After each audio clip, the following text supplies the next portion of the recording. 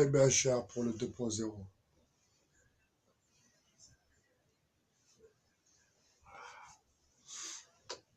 Alors, je crois que c'est foutu. Je crois que le combat contre LGBT, contre ces transgenres, ces genres qui n'ont pas de style, ces nouveaux, ce nouveau phénomène de foire, de mode. Alors, je ne sais pas comment les appeler. J'ai un article là-dessus que je posterai demain. Je ferai une vidéo demain dans la journée pour vous expliquer comment Facebook participe à toute cette nouvelle gamme, ce nouveau genre, transgenre, qui n'a pas de genre, qui se fait appeler il, les queers, enfin, LGBT. Je pense que LGBT a gagné et vous y êtes pour quelque chose. Je reviens d'une sortie nocturne, il est minuit. J'étais dans le 18e arrondissement et je vais là-bas un peu pour voir, prendre la température et un peu écouter et surtout observer ce qui se passe autour de moi. Alors je veux bien tout de suite poser les choses pour pas qu'il y ait de mauvaise compréhension entre vous et moi. Je n'ai aucune animosité envers qui que ce soit. Qui que ce soit. Blanc, noir, chinois, PD. J'en veux à personne. Je le répète,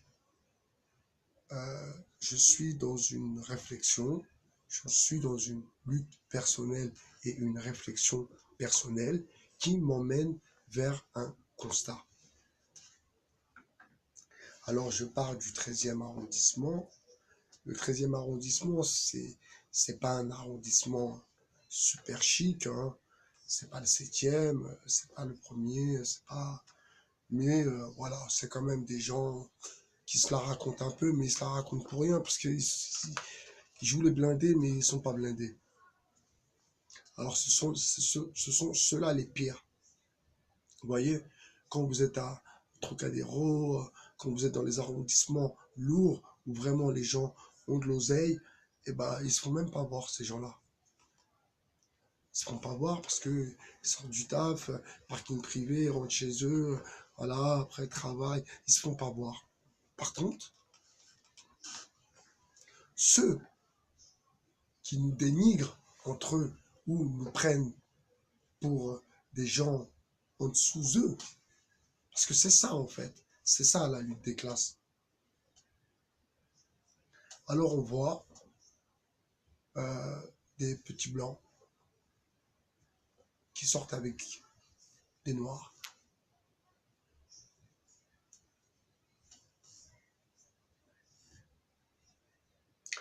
Et quand je vois ce genre de couple, je me dis, elle n'aurait pas pu trouver quelqu'un de sa communauté. Je me pose des questions. La conclusion est la suivante. On dit qu'ils se ressemblent, s'assemblent. C'est une vérité. J'ai plus d'attirance, moi, personnellement, pour une femme qui est un peu plus mate qu'une femme qui est blanche. C'est une vérité certaine. Ça, je parle pour moi. J'ai pas dit que les critères de beauté, il y a des femmes blanches qui sont super belles. C'est pas ça le problème. Je vous parle dans l'approche. Et ceux qui comprennent ce que je ressens de par leur métissage vont comprendre un peu ma réflexion.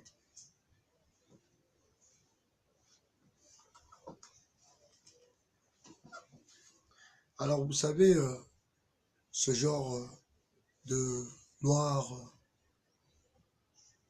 là, je parle des hommes, hein, qui mettent les bonnets comme ça, avec les petites lunettes rondes, avec les pantalons montés, avec des Doc Martens. Vous voyez le genre de blague que je parle? Ok, d'accord, on est d'accord. On est d'accord. Les sans-genres, quoi. Parce que eux aussi, ils y sont pour quelque chose.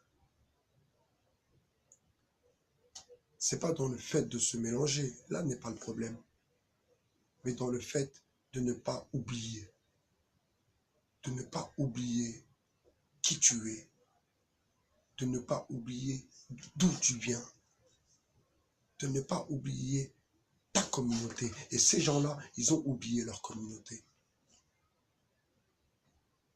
Ces gens-là, j'en suis persuadé, ils ont oublié leur communauté. Ceux qui mettent les bonnets comme ça, là, avec les Doc Martens, avec le pantalon relevé, avec maintenant ils mettent des chaussures fila. Vous voyez le genre ou pas? Eux, ils ont oublié totalement leur communauté. Parce que ils fréquentent la bobostance. Peut-être même que certains parlent en mal sur leur communauté. Ou quand ils entendent mal parler de leur communauté, ils n'interviennent pas. Et ça, j'appelle ça de la trahison. Thomas Sankara, repose en paix.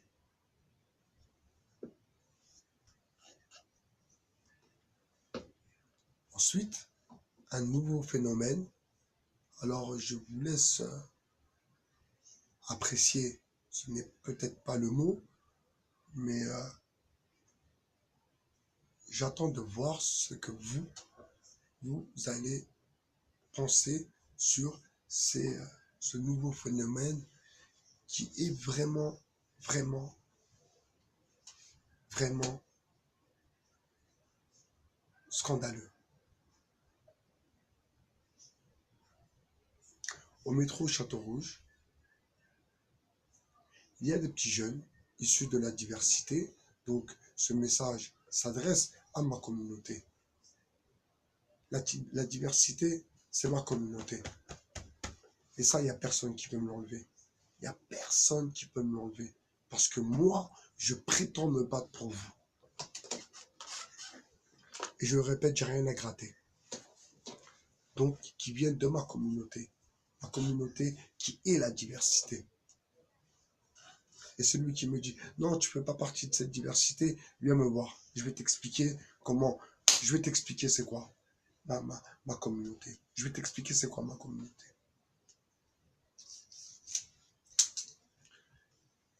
Et ces petits jeunes, en l'occurrence, c'était un petit rebeu et un petit renois,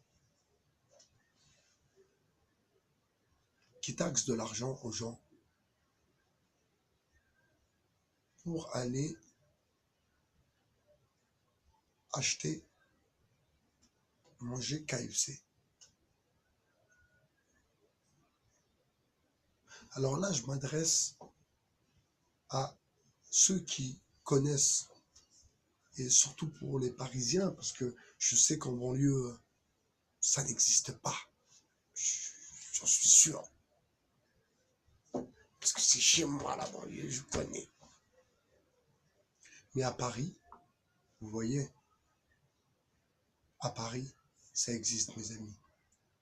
À Paris, des petits rebeux, des petits renois, de petits, entre 13 et 15 ans, qui sont à la sortie du métro, qui taxent de la thune, qui disent oui c'est pour manger, c'est pour des petits habillés avec truc maillot de foot, habillés bien, habillés voilà fashion, et qui taxent les gens 1,50 € pour aller manger du poulet.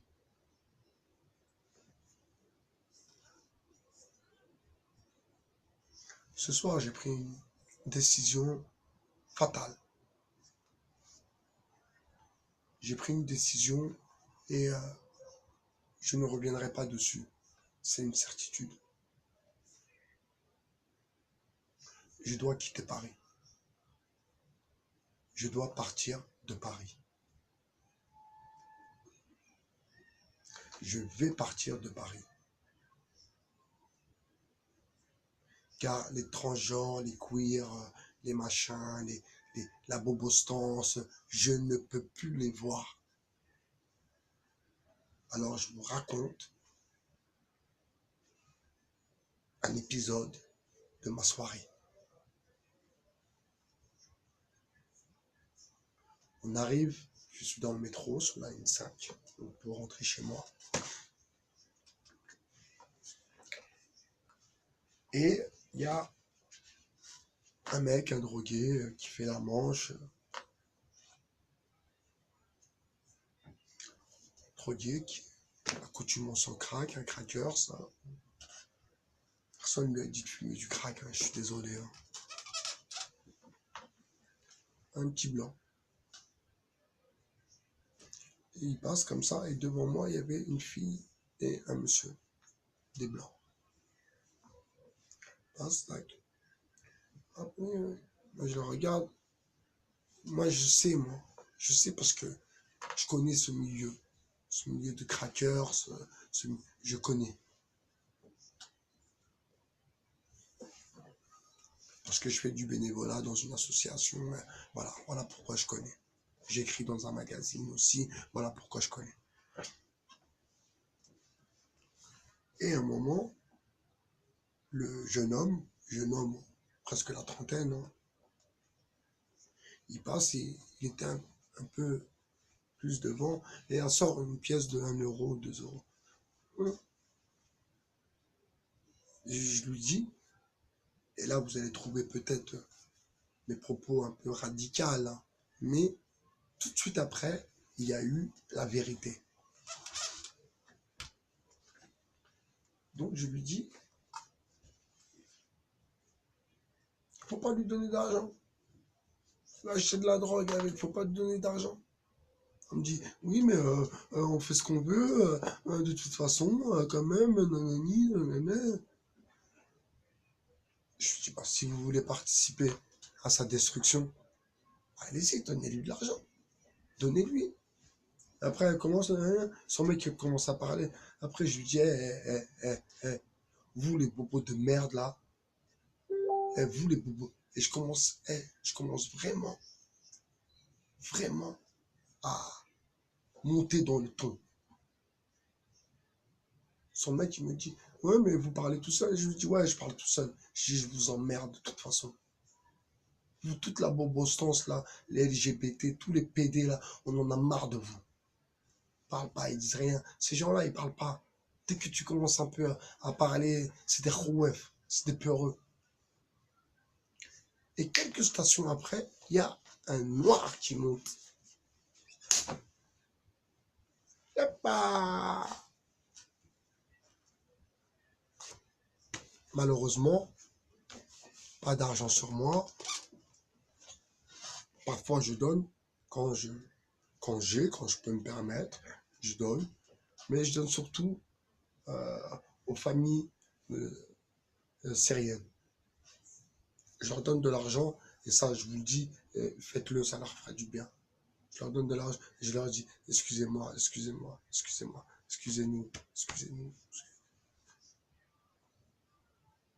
Et parfois, leur regard et la compréhension veut dire beaucoup de choses. Parce qu'on les a chassés de chez eux. Ces gens-là, il faut bien comprendre une chose.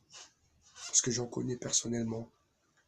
Des Syriens qui vivaient très, très bien chez eux. Qui étaient docteurs, ingénieurs, dentistes, professeurs, qui vivaient bien. Et ça, je vous l'ai dit déjà dans une autre vidéo, avec chez eux, il y a une salle de bain pour les filles, une salle de bain pour les garçons. Nous, on n'a pas ça ici. Pour rebondir rapidement et pour vous expliquer aussi une autre vision des choses que certains n'ont pas, il y a des gens qui ont connu la misère en venant en Europe. Chez eux, ils ne connaissaient pas la misère. Chez eux, ils étaient bien chez eux. Ils mangeaient, ils étaient bien, ils étaient tranquilles. Mais voilà, Facebook est arrivé. La consommation s'est pointée. L'Eldorado est arrivé. On leur a vendu du rêve. Eh ouais. Et ils sont arrivés ici. Ils ont voulu goûter au rêve européen, qui est une douille en vérité. C'est une douille.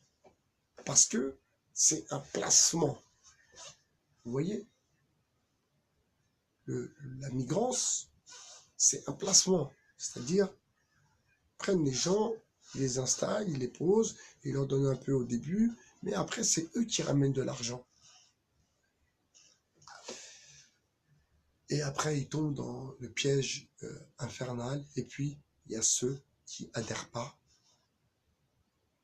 par conviction, par éducation, par politesse. Il y en a qui rentrent aussi. Il y en a qui partent ailleurs. Il y a ceux qui sombrent dans la drogue, dans les travers, dans la délinquance, dans le trafic de drogue. Ensuite, ceux qui ont sombré dans la délinquance, c'est grillé pour leurs papiers. C'est mort dans le film. Donc déjà, il y a un tri qui s'effectue à la base même de l'histoire.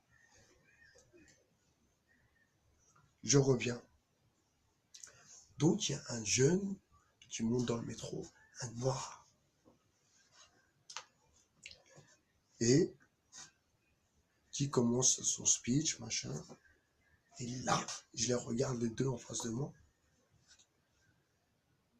Je lui dis, mais alors, donnez-lui une pièce. Pourquoi vous ne lui donnez pas?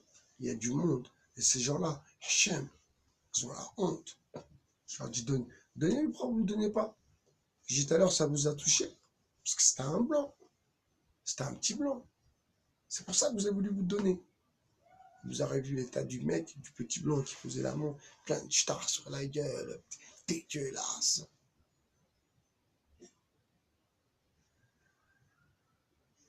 Et je l'ai démasqué. Je lui ai dit, moi je vous connais, moi.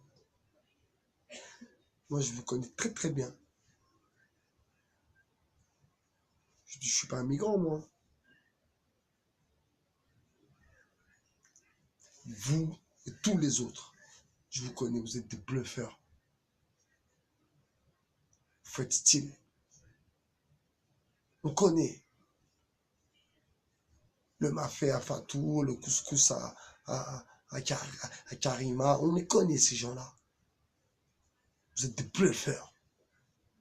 Vous êtes des bluffeurs. Et derrière eux, il y a les vendus et les planqués. Et ils se reconnaissent. Les vendus et les planqués qui sont juste en dessous. Et qui profitent avec eux, mais qui jonglent comme ça. Qui jonglent comme ça, tout doucement. Et dans notre diversité, on n'aime pas ces gens-là. C'est pour ça que ma cause va être de démonter pièce par pièce, écrou par écrou, vis par vis, tout votre cinéma. Le casting, le film, le scénario, la trame, les acteurs, la pellicule, la caméra. Je vais vous tuer dans le film. Parce que même dans les transports, je vais continuer. Mais tout doucement, en disant ce que je pense, tout doucement, dans le calme. Donc je vais partir de Paris. Ça, c'est décidé. Hein. Parce que Paris va devenir LGBT.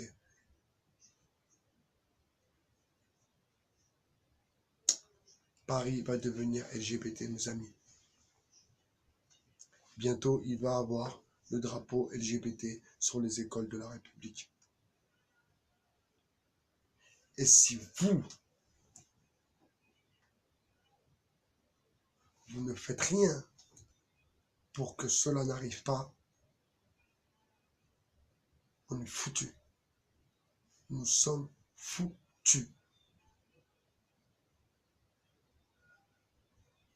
La diversité, pour ceux qui ont grandi ici, vous voyez bien quand vous allez sur Paris, vous voyez bien tous ces suiveurs, ces vendus qui sont plus de notre diversité, en vérité. Ils ont tout oublié. Et de toute façon, ils n'ont pas grandi dans les quartiers. Et voilà, je pense que j'ai fait le tour. Je suis pas un Parisien. Je suis pas un Parisien. Ça me ressemble pas à Paris. Il faut que je parte. Je dois partir. Je dois partir. C'était by BHR sur le 2.0. Je vous souhaite une bonne soirée et un bon week-end. Kadhafi, reposez en paix, général.